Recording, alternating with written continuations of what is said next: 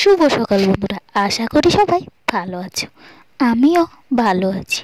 সুন্দরবন জেলার ছোট্ট একটি অঞ্চল থেকে আমি নমিতা বলছি। তো দেখো, সকাল সকাল উঠেই ডেলি রুটিনের যে কাজগুলো আমি সেরে ফেলছি। প্রথমেই দুয়োর ধারটা পরিষ্কার করে মুছে নিলাম। তারপরে দেখো, ওই যে পাপোশগুলো আছে ওগুলোকেও আমি একটু পরিষ্কার করে দিলাম। আর দেখো, উঠোনটাকেও আমি ঝাঁটিয়ে নিলাম।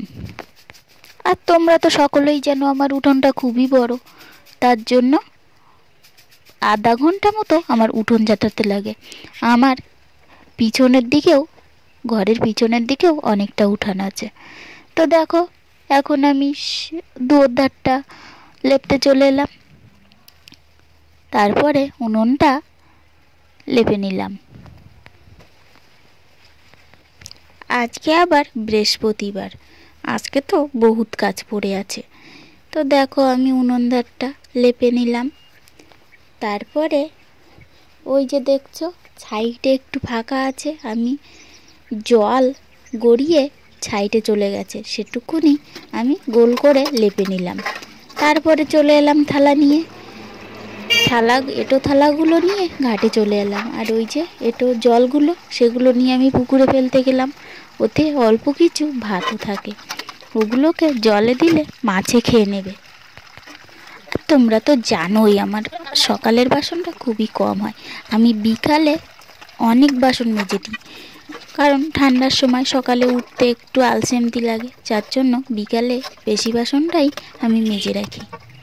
তারপরেও ছেলের স্কুল আছে, পড়াতে বসতে হয় কিছু সময়ের জন্য, তার জন্য আর।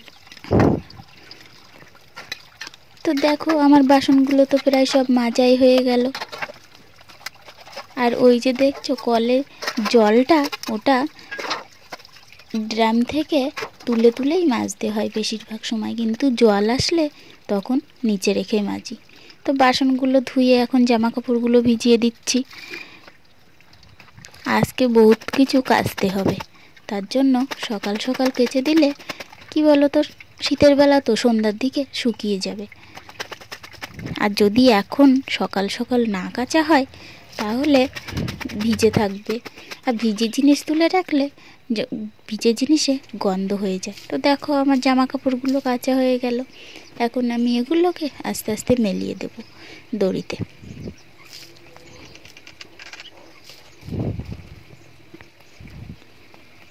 আরও পিছনের দিকে আরও দড়ি টানানো আছে, উঠানে একটাই দড়ি টানানো আছে।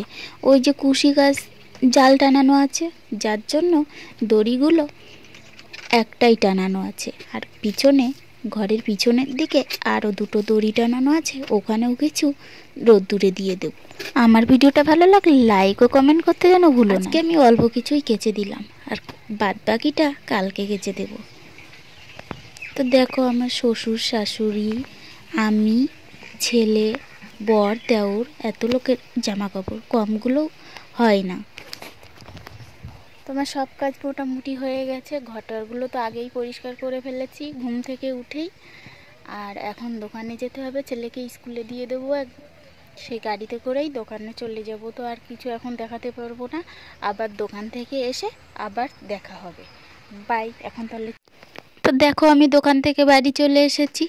এখন যে বাদ বাকি কাজটা সেটা সেরে নেব। প্রথমে আমি চালটা অল্প কিছু ঝেড়ে ভাতটা বসিয়ে দিয়েছি। চালটা ঝাড়া ছিল না, চালটায় না বালি ছিল, রেশনের চাল তো। তো আমি দেখো ঝুড়ি দিয়ে দিয়ে বালিটা ঝেড়ে নিয়েছি, নিয়ে তারপরে কুলো দিয়ে ঝেড়ে ড্রামে রেখে দিয়েছি।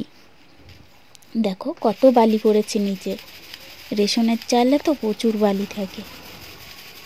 তোমরা যে জানো না, শেষে এইভাবেই চালটাকে ঝেড়ে নেবে। আর তোমরা কে কে চালের বের করো আমাকে কমেন্টে অবশ্যই জানাবে। তো দেখো, চালটা পুরোপুরি ঝাড়া হয়ে গেল, আমার 1 ড্রাম ভর্তি হয়ে গেছে। আর বাদ বাকি যে চালটা আছে বালি মাখা, এগুলোকে আমি মুরগির জন্য রেখে দেবো। আর বস্তার চালটা আমি রেখে দেবো, কালকে ঝেড়ে নেব। আর এই যে শ্বশুর মাছ ধরতে গিয়েছিল, গিয়ে দেখি দুটো তেলাপিয়া আর একটা পুঁটি মাছ ধরে নিয়ে এসছে। তো শীতকাল মাছ পড়ছে না ভালো, তার জন্য ওটা দিয়েই কেটে নিলাম। আর দেখো এসে দেখি ভাতটাও ফুটে গেছে, ফ্যানটাও ঝেড়ে নিলাম। আর এখন আমি মাছ দিয়ে কী রান্না করব ভাবতে ভাবতে বাগানে চলে এলাম। বাগান থেকে কপি তুলে নিয়ে মাছ দিয়ে রান্না করব। তো দেখো কপি তোলা হয়ে গেছে, এখন আমি মাছটাকে ভাজা বসিয়ে কপিটা কেটে নেব। তো দেখো মাছটা ভাজা বসিয়ে দিলাম, এখন কপিটাকে কেটে নিচ্ছি।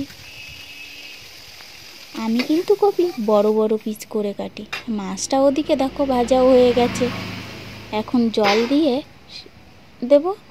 আর আলু আর কপিটা ওই যে জলের ভিতরে দিয়ে দেব। আমি কিন্তু সিদ্ধ করেই রান্না করি। প্রথমে সবজিটাকে সিদ্ধ করে নিই লবণ হলুদ দিয়ে, তারপরে জিরে তেলের উপরে দিয়ে কিছুটা ভাজা জিরে তুলে রেখে পরে বেটে দিয়ে দিই, কাঁচা লঙ্কা আর ভাজা জিরেটা কেটে দিয়ে দিই। তো দেখো এখন আমি শিমটা ভেজে নেব। আর কিছুটা খাসির মাংস এনেছিল, সেটাকে লাস্টে রান্না করব।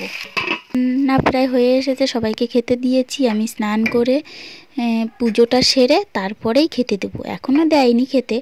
তো দেখো পুজোটা দিয়ে নিচ্ছি, তারপরেই খেতে দেবো।